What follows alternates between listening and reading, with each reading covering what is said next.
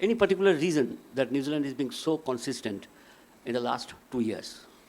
I think it comes down to, firstly, our team culture. It's all about giving to each other and a cause that's bigger than our own.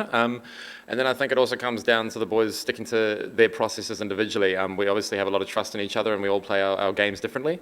And I think when we go out in the middle, we trust our mate next to us to be able to do what they train to do. You know, they put in the work and they trust me to put in my work. And from there, we go out there and I guess can build that relationship on the field and to be able to give to each other no matter what. I guess that builds a great team environment. And then, you know, cricket's obviously a funny game. The results sometimes don't go your way, but I think we've created a nice sort of consistent platform for us to build from. I'm just saying jokingly, any particular glue stick you use because you are taking some amazing catches? Is it hard work? Is it reflexes? What is that? I think a great deal of luck comes involved.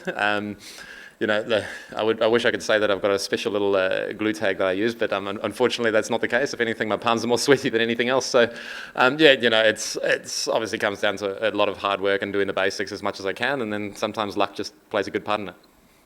Glenn, just want to ask that, were there any discussions when you guys are watching the India games here? Do you have any kind of communications about the wicket, about the combinations India were going with, three spinners and the pacers? You guys were, backing three pacers. So can you talk us through that? And any concerns on Kane Williamson? I know that he's a very big player, but hasn't scored yet. Did you watch the Tri-Series? No, just overall this. Then there's your point. Obviously, he scored 130 odd not out there, and he scored 60, and then he scored a 40 odd. So I don't think he's a problem. But in terms of scouting and things going on, we obviously have our game plans that we have coming up against India. You know, they're an incredibly strong side and they pretty much have all their bases covered. So for us, I guess it's about looking at the pitches and the results that have just gone by recently. Obviously, it's playing a little bit slow and there's obviously a good deal of turns. So I think it's going to be an interesting matchup. You know, they've got three quality spinners. And I guess for us, we obviously have a lot of all-rounders as well as our top bowling lineup. So we do have a lot of bases covered regardless of the situation that we're going to be facing against.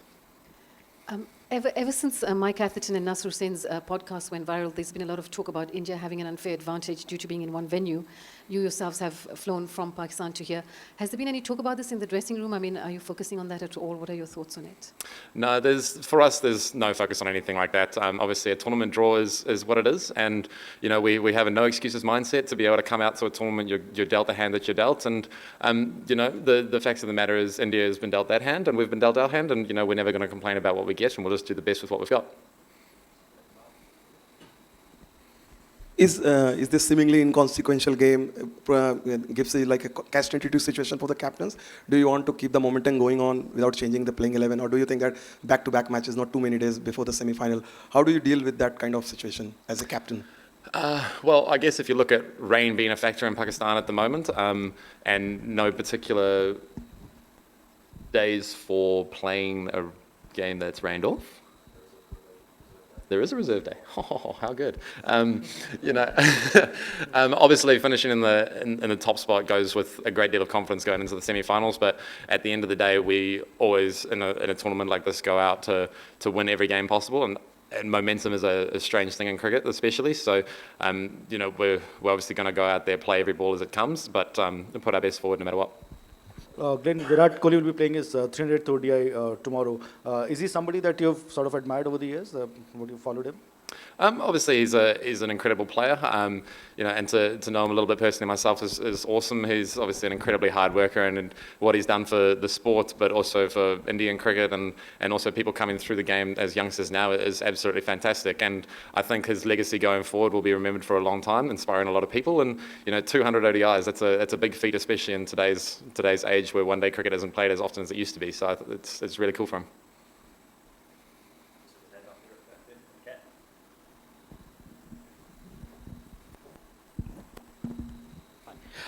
So you guys have been playing in Pakistan, like the Tri-Series and the first two games of the league stages.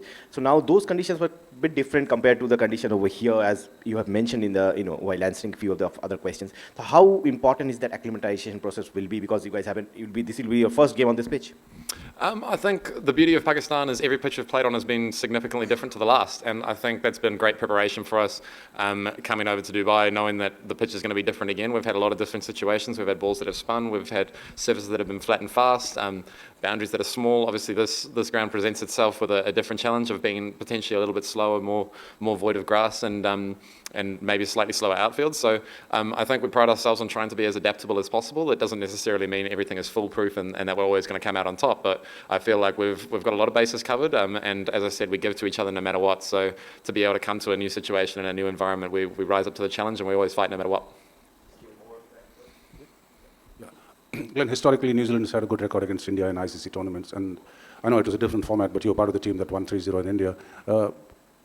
Does that sort of come into the picture at all in terms of when you discuss things from a confidence perspective going into a game like this? Obviously, white ball cricket, as you say, is a different format, and it does come down to a lot of who's in form at the right period of time, especially in world events like this. And I think, obviously, having a bit of success against India in the recent past definitely does give a little bit of confidence, but we come back to the things that we do well, sticking to our processes and making sure that each game is individualised for what it is. And I think that puts us in good stead going forward. Obviously, India are strong, and we're coming off some good form at the moment, so I think the recent form is potentially a little bit more of a confidence builder as opposed to what happened sort of a couple of months ago. But, we've trained hard, we've worked well, and everyone's about as ready as they can be. Glenn, of all the teams, New Zealand have countered the Indian spinners the best of late. I mean, in the Test series, the way the batters took the attack to the opposition and in a way upset the rhythm of the Indian spinners. Do you agree that calculated aggression is the best way to counter the Indian spinners? I think in Test cricket it definitely was. When it came to situations we were playing on pitches that were turning significantly, to be able to, I guess, score runs, it was more of a runs game as opposed to a matter of time. Other countries you can potentially outlast teams, but in that situation, that series we played, it was very much around runs in a quick fashion, and hopefully enough of them was going to be the case. I think in white ball